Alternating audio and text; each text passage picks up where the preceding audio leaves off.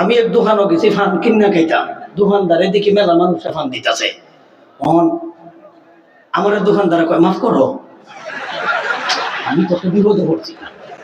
আমি বললাম এবার বাতিরা এখানে মাফের কি আছে, আমি তোরে টেকা দিতাম তুই আমার ফান দিতি, কেন মাফের কি আছে বাতিজা? কয় আমি মনে করছি তুমি কালেকশন হয়েছ। আমরা দেখলে কি তা মনে হয়, চিন্তা করছেন হন তখন তো আমার চিন্তা বেটা তোমার ফুসাইছে যে হুজুর বিয়াদবি করে আনছি। আচ্ছা বিয়াদবি করে যেতে আমার মতন পাঞ্জাবি ওলা দেখলে কইতে বলে মাফ করো, তুই কইতে এই যুগের কথা বলতেছি, কিছুদিন আগের কথা। আর কিতা কইতাম কর হেরা তো এটাই ভাবতেছে আমরা খয়রাতির দল, হেরা শিক্ষিত, শিক্ষিত দেখ আল্লাহ কিতা কয়। আল্লাহর পয়গম্বর সাইয়্যিদুল মুরসালিন তাদেরকে যতভাবে বোঝান এরা বোঝে না, কারণ এরাও সমাবেশ ডাকে নবী বোঝায়, এরাও মানুষে বোঝায়। নবী একদিকে বোঝায় তোমরা মুক্তি খোঁজা ছাড়ো, আরেকদিকে বড় বড় নেতৃস্থানীয় এমপি মন্ত্রী যারা আছে, তখনকার সময় যদিও এমপি মন্ত্রী নাই, কিন্তু উদাহরণস্বরূপ আমি বুঝাইলাম এক একজন এমপি তো বড় পাওয়ার, এক একজন মন্ত্রী তো বড় পাওয়ার। এরা এক একজন নেতা এমপির চাইতেও বড় পাওয়ার ছিল, এই মন্ত্রীর চাইতেও বড় পাওয়ার ছিল। এরা জনগণকে বুঝায় আব্দুল্লাহর বেড়া যা কয় তোমরা তার কানে কান দিও না, তোমরা তার কথায় কান দিও না। সুতরাং নবীজি তাদেরকে বোঝায়, ইসলামের কথা বোঝায়, দ্বীনের কথা বোঝায়, ধর্মের কথা বোঝায়, ইসলাম ধর্মের কথা বোঝায়। নবীজি কি বুঝাইলেন তাদেরকে? আল্লাহর নবীজি বলেন الذين اتخذوا دينكم لعبا ولهوا وغرتهم الحياة الدنيا وذكر به أن تبصر نفس بما كسبت ليس لك من دون الله ولي ولا شفيع وإن تعدل كل عدل لا يؤخذ منها أولئك الذين يبصروا بما كسبوا لهم شراب من حميم وعذاب عليم بما كانوا يكفرون قل ندعو من دون الله ما لا ينفعنا ولا يضرنا। আল্লাহর নবীজি বলেন তোমরা আমার ধর্ম নাকি নিয়ে তোমরা খেলতামেশা করো না। নবীজি ধর্ম নিয়ে খেলার পাত্র বানাইছে, যে লাইবা কামানা খায় খেলার বস্তু, এরা নবীকে নিয়ে তারা খেলার পাত্র বানাইছে, ধর্মটারে খেলার বস্তু বানাইছে। তাহলে আমাদের ধর্মের কিছু নিয়ম আছে, বর্তমান সমাজের কিছু ইয়াং জেনারেশন আছে, যুবক, এরা আমরা ধর্মটারে তারা খেলার বস্তু বানাই দিছে। কেমনে বানাইছে একটা উদাহরণ দিলে বুঝবেন। আমরা রমজানের শেষে কিন্তু আমরা ঈদ করিনি,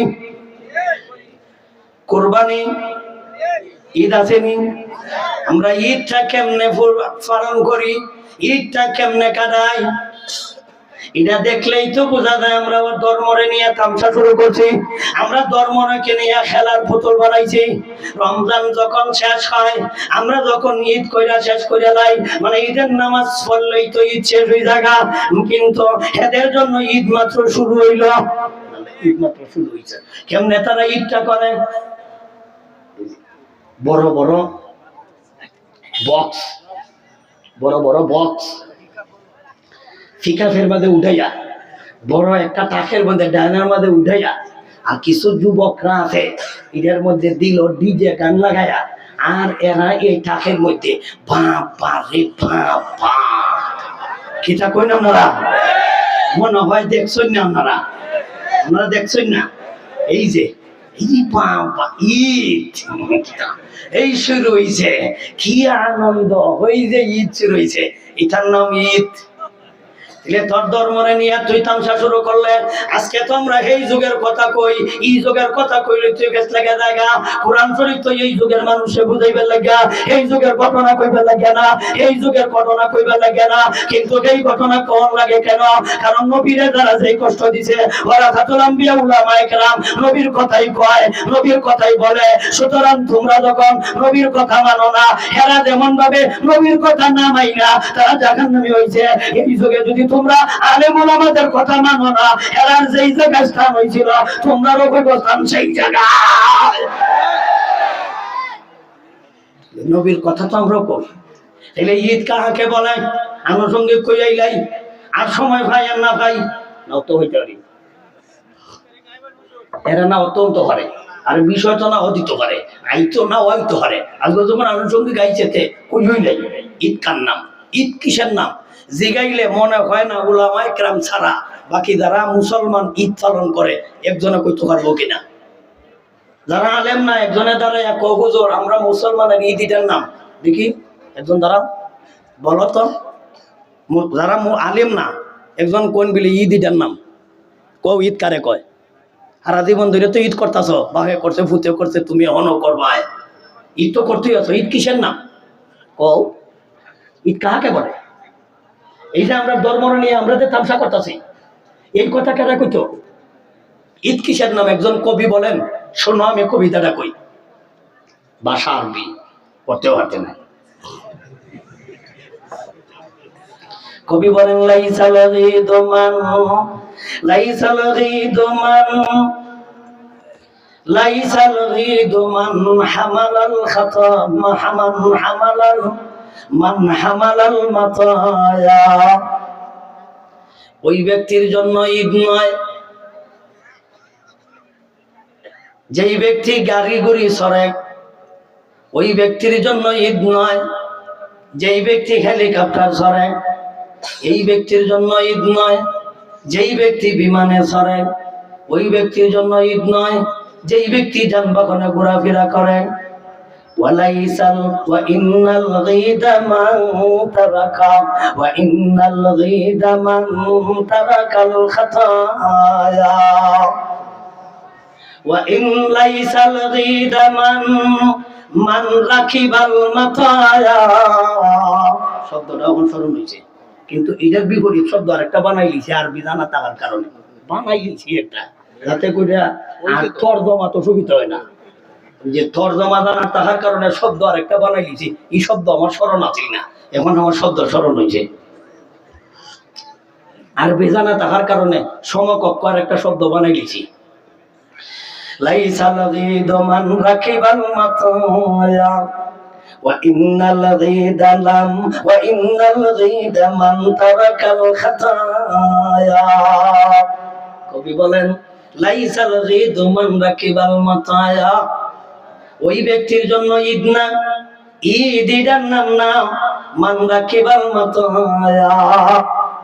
যারা যানবাহনে চলাফেরা করে, যানবাহনে ঘোরাফেরা করে, হেলিকপ্টার চড়ে, বিমান চড়ে, ঘোড়া চড়ে, উট চড়ে, ডিজে গান বাজায়, এমনকি পিকআপে বইটা নাচানাচি করে, বাদ্যযন্ত্র বাজায়, আনন্দ ফুর্তি করে, প্রেমিক প্রেমিকা নিয়ে পার্কে ঘোরাফেরা করে।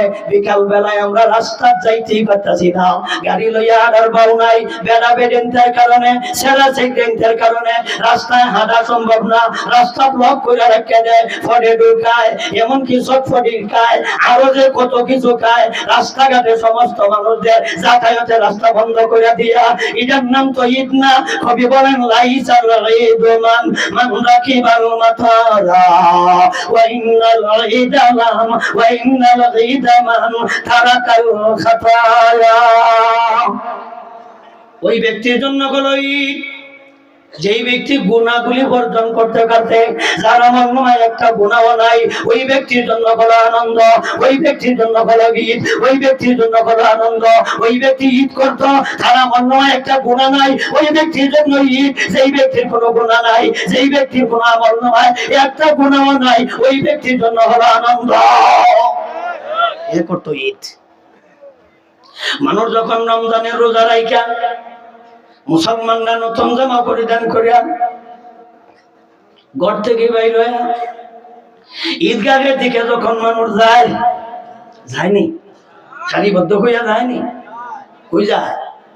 কই যায়? ঈদগাহে। আল্লাহ ফেরেশতাদেরকে জিজ্ঞাসা করে, ফেরেশতারা এই যে মানুষগুলি কই যায়? আল্লাহ কি দেখে না? জানে না? এরপরও ফেরেশতারা জিজ্ঞাসা কই যায়? ফেরেশতারা কয় আল্লাহ এরা একটা মাস মালিকের ডিউটি করছে, একটা মাস মালিকের চাকরি করছে, এরা সবাই সম্মিলিত ভাবে তাদের বেতন আনতে যায়। কি আনতে যায়? কি আনতো? বেতন কি মাসের আগে দেয় না পরে দেয়? মাসের পরে দেয়। এই যে মাস শেষে বেতন নেওয়ার জন্য যায়, আল্লাহ ফেরেশতাদেরকে ডাক দিয়া বলেন, বলো তো দেখি এরা রে, এই যে একটা মাস ডিউটি করলো আমি আল্লাহর, এরা যে একটা মাস ডিউটি করলো, একটা মাস চাকরি করলো, আমি তাদেরকে কি বেতন দিতে পারি? বলো কি কি দিলে বেতন হইব?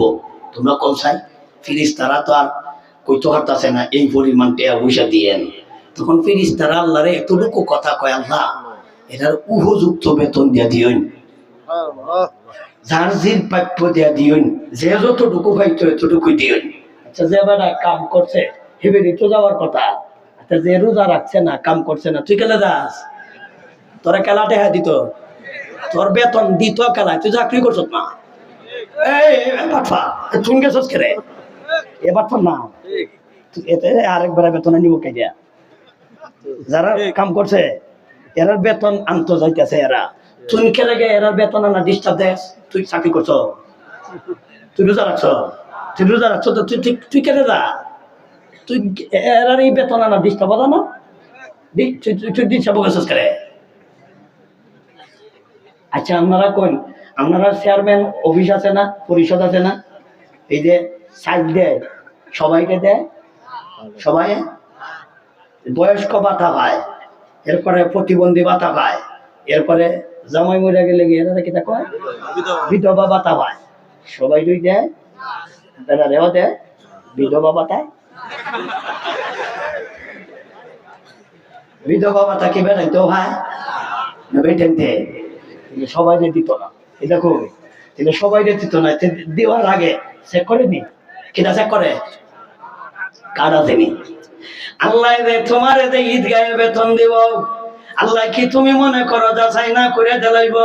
যারা রোজা রাখছে এরা বেতন পাওয়ার যোগ্য, এরা কিন্তু এক মাস ডিউটি পালন করতে, এরা আল্লাহর এরা আদেশ পালন করতে, এরা বলল বেতন পাওয়ার যোগ্য। কারণ তুই যখন জানস তুই রোজা রাখছস না, তুই যখন জানস তুই ভাঙ্গিয়া রাখছস, তাইলে তুই ডিস্টার্ব করার যাইছস কেন? তুই দেখ না তোর বাবা, তুই রাখুন দেখ না, তুই বাপা আপনারা যদি দেখো নিয়ে রমজান দিনে খাইছে, তাহলে নবীজির হাদিস, নবীজি বলেছেন ওয়াল ফালা তাহদুর মুসাল্লানা, এরা যেন আমার মুসল্লা হাজিরা দেয় না, মানে এরা যেন ঈদগাহ যায় না। আপনারা যদি জানেন যে 2-4 জন সমাজ আপনারা সামনে এরা কায়া তাহে, তাহলে এদেরকে আপনারা বারণ করবেন, সাবধান ভাই তুই খাইছো সেখানে আখের এখানে আসবো অকা, ঈদগাহ যাইস না, তুই ঈদগাহ যাইস না। হেবে এর আগের কথা লো সুরের সুর করে কথা বুঝছেন? এটা নবীজির হাদিস। এই কথাগুলি কইলে আমরা একটু কষ্ট লাগবো জানি আমি, কিন্তু সচরাচর ইমাম সাহেবরা কইতো না, কারণ কইলে এরা চাকরি দেওয়ার সম্ভাবনা আছে। এই কারণে আপনারা দায়িত্বটা আমি লইলে মাধ্যম লাগিয়া, এর লেগে আমি জুত করে কইয়া যায়, কারণ আমার চাকরি দেওয়ার সম্ভাবনা নাই, কারণ আমার চাকরি নাই।